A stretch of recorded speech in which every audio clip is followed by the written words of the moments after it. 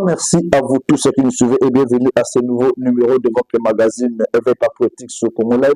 C'est toujours un plaisir de savoir que vous êtes là en train de nous suivre pour ce nouveau numéro. Nous allons analyser bien sûr l'actualité politique en République démocratique du Congo et en dehors de nos frontières. Nous allons parler de la situation sécuritaire. Où est passé Matata Pogno? On en parle au cours de cette émission et nous allons aussi parler des consultations de Joseph Kabila Kabange qui n'ont pas abouti et de l'arrivée du général, du chef d'État militaire ougandais qui séjourne ici en République démocratique du Congo. À vous tous ceux qui nous suivez, bienvenue à ce nouveau numéro de votre magazine. Je l'ai annoncé au sommaire de cette émission, Mouzi Kainerou Gabwa est arrivé ici en République démocratique du Congo pour un contrat militaire révisé, bien sûr, contrat de coopération militaire entre la République démocratique du Congo et l'Ouganda. On avait beaucoup décrié la façon dont les choses se passaient dans la partie Est. On se disait, est-ce que Beni, Mahagi et d'autres secteurs sont à la merci des étrangers, sont à la merci des Ougandais, de l'armée ougandaise, et il fallait que le chef de l'État lui-même s'implique de la situation pour vérifier qu'est-ce qui se passe. Et voilà pourquoi le chef d'État général, le chef d'État général, chef d'État-major de l'armée ougandaise est arrivé ici en République démocratique du Congo où ils ont signé un contrat avec le chef d'État, le général-major de la République démocratique du Congo, Jules Banza, pour n'a pas bêté à Masolo ya Kinya, na partie Est ya Mboka na biso, na boyete zotombe la Mokonza Mboka. En tout cas, vibrant hommage, puisque aujourd'hui, nous devons lutter contre l'insécurité. Il y a des routes qui sont construites en coopération, l'Ouganda et la République démocratique du Congo. Alors, il faut sécurité et ça le matin, midi, soir.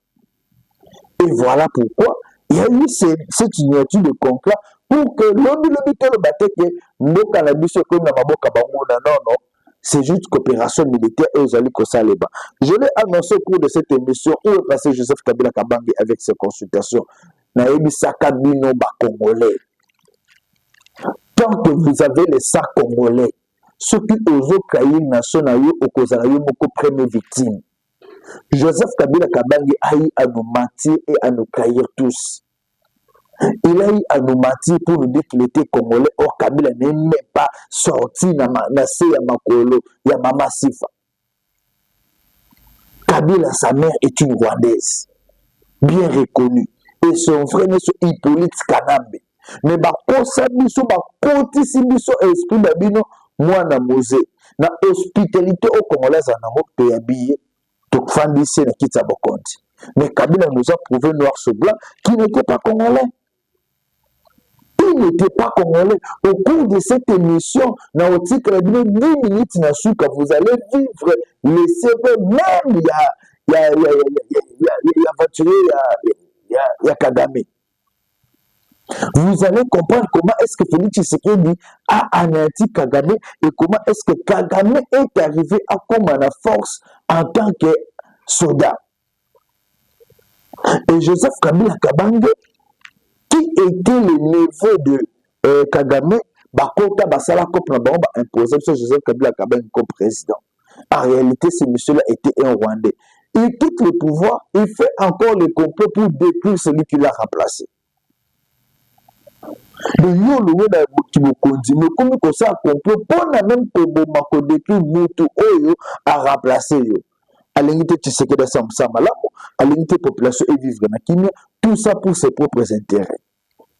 Et gloire au Seigneur, Félix Tshisekedi a déboulonné le système. Le système de comment déboulonner et on est calme, la population vit en paix. La guerre va prendre fin. Je vous avais dit Kabila, Nanga et tous ces gens-là appartiennent au passé. On ne parlera plus de Joseph Kabila Kabange. Comment l'avait dit que dans peu de temps, on ne parlera plus de Joseph Kabila Kabange. Joseph Kabila Kabange a voulu qu'on parle de lui au moment où il a créé la sécurité ici dans la partie Est. Nabatune Bananga, Kagame, créé guerre. C'est là qu'on a encore parlé de Joseph Kabila Kabange puisqu'il fallait le dénoncer. Aux yeux du monde me comprendre que Moutazo Sala et Bisso guerre, les alliés Kagame, Naba Kabila. On n'avait pas fait sa publicité. Et aujourd'hui que tout est clair, Congolais surtout Azul Mayele, à comprendre que c'est Kabila. Kabila a commis la Goma. Ce n'était pas pour la première fois. Première fois, Kobara Goma en clandestine. Et il y a eu des chefs internationaux qui ont annoncé cela. Nous, à Kini, à Afrique du Sud. Et pour concrétiser son rêve, cette fois-là, il a annoncé au Kabila. Mais pas comme Goma. Qu'est-ce qui a changé? Qu'est-ce qui a changé à Goma? Je vous informe que Lobi Babomaki, chef de rue Moko na Goma. Chef de rue Babomaki, puisque là, vous lui dites non, na makambo o ba soda rwandais wana babande kosala. Alors, oublie bozo ça les abete biso salon de ça ma beauté. Yo télémil biso na de chef de rue abobabomi. Et bakabongo, bonali bodamuki bobi que non, tokumisa bango bazala ba révolutionnaire, bango de baza bato ba comme makinga ba libérateur ba libérer nani aza boumbu na mboka o. Est-ce que dans ce pays il y a des esclaves? Boumbu awa na mboka ezanani boumbu azate biso tuza na mboka na biso. Mais ces gens-là ont voulu nous faire croire que tout un esclavagisme va libérer biso. C'est faux. Et aujourd'hui au Congo il n'y a pas de dictature. Bosso qui moi sinini oyo à s'opposer à régime Tshisekedi Bakangi, mais na Rwanda ba uto comme opposante moko hier. Hier on a arrêté une opposante kaka pona lobaki mabe to ayebaki ko conquérir régime Rwanda Bakangi. Mais ça Kinshasa, combien de gens injurient le chef de l'État? Combien de gens tiennent des propos irrespectueux contre Mokonzamboka? Mais basés sur ils sont trop à l'aise. Au Congo, il n'y a pas la dictature. Au Congo, il n'y a que la démocratie qui règne. Et Félix Tshisekedi d'aujourd'hui, je peux dire, c'est le meilleur démocrate que le Congo n'a jamais connu. Tshisekedi est le meilleur démocrate que le Congo n'a jamais connu. Année de Tshisekedi, démocrate, tout ça là, pas compris qu'on fait un bisibino, tout tambola boy. Je salue tous les Congolais qui ont compris cette initiative. Je salue mon avocat Martin Fayoulou à comprendre que maintenant là, c'est le Congo ou rien. Je salue Gisela Mwenji qui aujourd'hui a quitté Jean-Marc Kaboun puisque Jean-Marc Kaboun est devenu un ennemi de la République. Sans que du gauche, à côté du gauche, Jean-Marc Kaboun c'est pour juste détruire la vision du chef de l'État. C'est pour contribuer à la Makamamabé au Gogosa Manamboka. Alors nous pensons que nous devons mettre fin à cette histoire. Voilà. Mais je veux vous dire que chaque Congolais apprend de conscience. Martin Fayoulou apprend de conscience, va comprendre que ce n'est plus question que Mundano, tu sais que non, la minute de défendre le Congo. Le Congo est notre seule patrie. Le Congo est l'unique chose où nous sommes surtout le lot. Il faut tant au fandi, il faut défendre ma belle nangai. Tant au fandi bité, na Rolanda banguna te, na Rolanda bangwande te, il faut défendre Boka nangai. Chers compatriotes, je vous ai annoncé au sommet de cette émission. Bakabane kotuna aokaga matata pono bakondamné qui bona condamné qui. Donc ça veut dire que tous ces gens-là étaient en relation avec le M23. Beaucoup de jeunes ne nous ont pas cru. Oh non, bozo de bakabi bela bino batetshisekedi bonabe. Oh ngana mtatchisekedi tingana a Congolais. Je défends ma patrie. Alors il s'est avéré que lobby batuya yananga ba M23. Basala ki mo réunion na bango. On a vu comment est-ce que ces gens-là défendent ma tête à pogno. Et ils ont même annoncé que Kabila est Konachi et même ma tête à Chakouya. Donc ils ont confirmé que ma tête à pogno est arrivée, ma tête à pogno est avec eux. Magazoub manabilité. Donc ces gens-là nous ont menti que Bazaba Congolais, Bazaba, en réalité ce sont les Rwandais qui travaillent au détriment de la population. Il y a moyen de dans le peuple de ne plus jamais faire confiance à tous ces mondes-là qui viennent nous tromper, qui parlent au nom du peuple, au nom de telle communauté. Non! Quand vous trahissez votre Congo, vous trahissez votre pays, au pays que ça la complot na banguna, Baby Sangai, idée n'a bien les années. Yo lobby aux Congolais. Mais aux ça la complot pour détruire ton propre pays. Idée mes années. Baby Sangai, idée n'a bien les années. Alors vous pensez que Mboka Ozali, Mboka Mo abandonné? Non, il y a des dignes fils qui résonnent. Il y a des dignes fils qui comprennent la réalité. Et nous sommes ces Congolais-là qui ont compris la réalité. Et voilà pourquoi nous apportons tout notre soutien au chef de l'État Félix-Antoine Tshisekedi, qui se bat aujourd'hui pour qu'il y ait un contrat pour sur la paix dans la partie Est. Vous avez vu Donald Trump par le but, il est possible de reconstruire un Congo nouveau. Donald Trump par le but, il est temps de mettre la sécurité dans la partie Est. Fini avec les histoires de guerre qui ont duré pendant beaucoup de temps. Si un monsieur qui est américain se donne la peine, maintenant nous devons mettre fin à la guerre. Mais pourquoi pas nous-mêmes les Congolais? Pourquoi pas nous Congolais? Nous sommes des Congolais, c'est pour défendre l'intégrité de notre pays. Nous ne sommes pas Congolais pour trahir la nation. Non. Et j'encourage tous les Congolais aujourd'hui qui adhèrent à la vision du chef de l'État pour la paix dans la partie Est. Kabila a trahi toute cette nation pendant combien d'années? Kabila a induit la nation congolaise en erreur pendant combien d'années? Est-ce que nous devons revenir dans l'erreur Rwanda? Lelo badwalubaki Moïse alobaki Tshisekedi bonabo. Moïse akomna Kinshasa ayekolukanini. Ils ont compris que la République démocratique du Congo est le socle de la paix en Afrique. Si tu ne compares pas avec la RDC au Kimia-Té, et le Mouozi, qui est le fils de Museveni, le là critique Kinshasa puisqu'il faut négocier avec le Congo. Si tu ne négocies pas avec le Congo, tu es non mort. Afrique mobile lelo, ce qui nous a sauvé la République démocratique du Congo, nous canons et que progresser et que se développer. Et Museveni a compris pour la construction de routes, la partie est de Beni, route pour relier RDC na Ouganda, il a compris que nous avons besoin de la RDC. Nous devons lutter contre ces groupes-là qui combattent la bonne marche. Il y a pas concret. Et nous, il y a une signature de cet accord. Alors, méfiez-vous de ces mauvais langues-là qui pensent que Tshisekedi a ouvert la porte. Mais non, Tshisekedi œuvre pour la paix dans la partie Est. Tshisekedi œuvre pour le bien social de la population congolaise. Puisque là où il n'y a pas de paix, comment est-ce que vous allez vivre? Personne qui nous a été vivre. Alors, chez Congolais, toujours nous sommes les Congo dans le thème. Mais c'est ceux qui ont Congolais à solo, vous allez comprendre que l'homme se à la route. Il y a des Congolais au bazar Congolais, kaka, pour la babenga bango Congolais. Mais en réalité, ils ne sont pas des Congolais. Vous savez combien de fois les droits de l'homme est violé dans la partie Est de janvier jusqu'à nos jours? Hier, j'ai suivi le commissaire, il y a droit de l'homme et les Nations Unies. Tel qu'il parlait, il va exposer au mois de septembre. Mais vous allez voir que comme disent les Kinois, et d'ailleurs aussi ça va libérer la bango sur les Congolaises. Un Rwandais oye bitumba au koti bogomo luka basi na biso ba Congolaise au komi okuti mutu na mwasi na ye oboni mutu na pona yo coucher na mwasi na o violer to obomaye.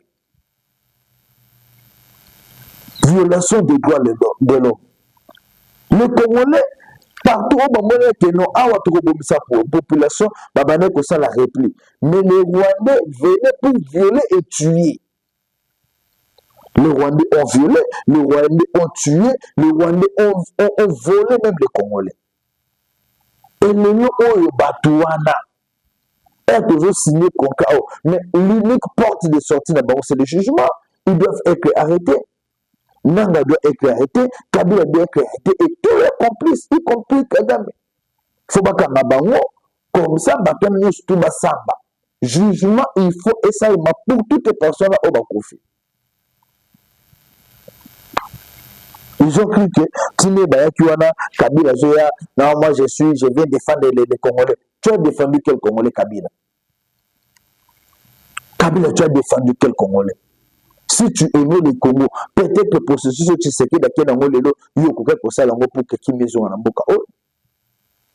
Il y a des gens qui disent non, Kabila n'avait pas bradé les minéraux. Tshisekedi non plus n'a pas bradé les minéraux. Tshisekedi a signé un meilleur contrat que ce que Kabila nous avait proposé avec les Chinois. Si Kabila était intelligent, ce qu'a fait une année là-bas de l'école, il a comprendre que concernant les Chinois, il fallait qu'ils aient d'abord pour la paix dans la partie Est. Mais malheureusement, il est malin. Il est vu Kazala qui m'a conduit à M23. Aboya qui concerne et Luka est ramené paix dans la partie Est. Et Luka qui concerne et Boma Congolais pour na atika ba Rwandais de connaître pour exploiter le minerai illégalement. Comme il n'avait pas d'autre choix, Moutaché Onanan, Kagame. Et Kagame avait la volonté d'exploiter le minerai sans contrainte grâce à Kabila. Et c'est ce que nous dénonçons aujourd'hui. Joseph Kabila Kabange, normalement, Tokoki qu'on pardonner puisque c'est un ancien président, mais c'est un monsieur qu'on doit tuer, qu'on doit arrêter, juger au stade de Martin Moutakala. Ce monsieur-là a créé la nation. Et même ces acolytes qui parlent encore de Kabila, qui sont de Kinshasa, ils doivent être arrêtés. Mais les ma tête à pone, qui parti de LGD Badobi, ma tête à pone, ma tête à pone, ma tête à pone, ok, ma tête à pone, ça n'est pas Goma. Ma tête à pone, ça comme un 23. Je vous laisse balancer cette vidéo. Moi, la vidéo, comment est-ce que ces gens-là annoncent officiellement que ma tête à pone, Azana Bango pour la partie Est et Balini Makamba Tshisekedi. Comme si Tshisekedi, Azaraki, Wanaka Pona Bango. Tshisekedi est pour tous les Congolais. Suivez cette vidéo, une vidéo que je vais demander aux amis de LGD, Balandaba, que chef Nabango, Obamba Zoluka, Azakuna. On suit la vidéo. Ni match ya Lomera AFC na Bukenke AFC. Wandugu wapenzi, tushangilie tena viongozi wetu na wajuoni wetu, tuwashangilie.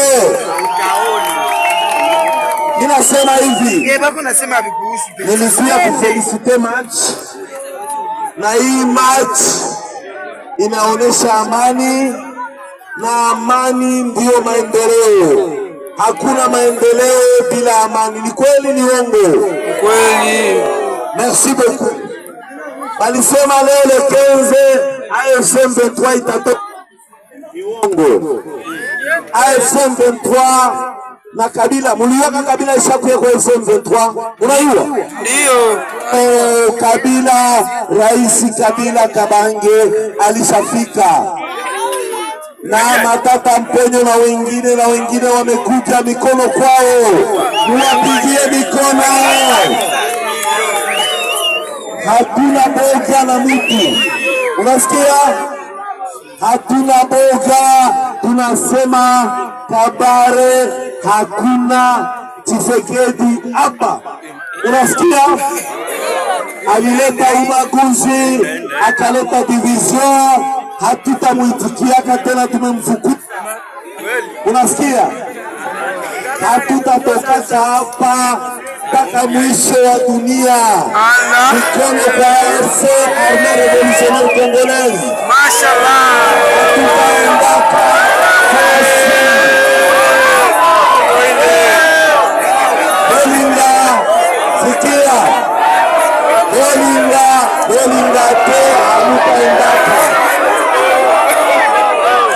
Voilà, vous avez suivi la vidéo. Chers compatriotes, et avec ce genre de personnes, moi, les Nambo Kamché s'est développé l'ennemi. Ma tête à bonne, il juger, va condamner, ma tête à bonne va fuir, à comme M23. Et avec les pareilles personnes, on va construire le Congo. Je vous ai parlé encore de l'homme des Nations Unies, mais vous allez voir comment est-ce que ces gens-là, dans un détaillé, les Rwandais ont tué les Congolais, ont violé les femmes, le droit de l'homme a été bafoué. Même si on doit être chrétien, il faut que l'on dise ça. Mais la façon dont on va s'alimenter, non. Ces gens ont été méchants envers nous. très méchants envers nous. Et voilà pourquoi aujourd'hui nous devons reconstruire notre pays avec les gens qui ont l'amour de la République. Le partenariat avec les États-Unis, c'est pour le bien du Congo. Chers Congolais, les M23 ne vont jamais intégrer notre armée. Barozo en place bautaki cantonnement ko salema. Kabila ko za pe cantonné peut-être ba otini ya kanyamaka cc azwa réinsertion, azwa formation et pas kasongo kabuti azwa réinsertion dans la société comme les autres M23. Il n'y a pas un M23 qui va adhérer au sein de notre armée. Aujourd'hui, le Congo va se reconstruire avec ces conquêtes que nous allons faire et avec la bonne politique de Félix Antoine Tshisekedi. Suivez comment est-ce que Batagua de l'homme, Babanek Pikoloba, Bapesi ou Abango Bila, on suit cette vidéo et puis on se retrouve pour clôturer. Voilà, je pense que vous avez suivi cette vidéo, chers compatriotes, et moi, notre pays. C'est l'unique pays que nous avons. Si vous ne venez pas le Congo, c'est que aux Congolais. Nous devons réfléchir comment reconstruire ce pays, comment amener ce pays au développement pour que même nos enfants, que l'avenir soit radieux. 081 244 93 09. Un grand merci à vous tous que vous avez suivi. Restez branchés sur Congo Live.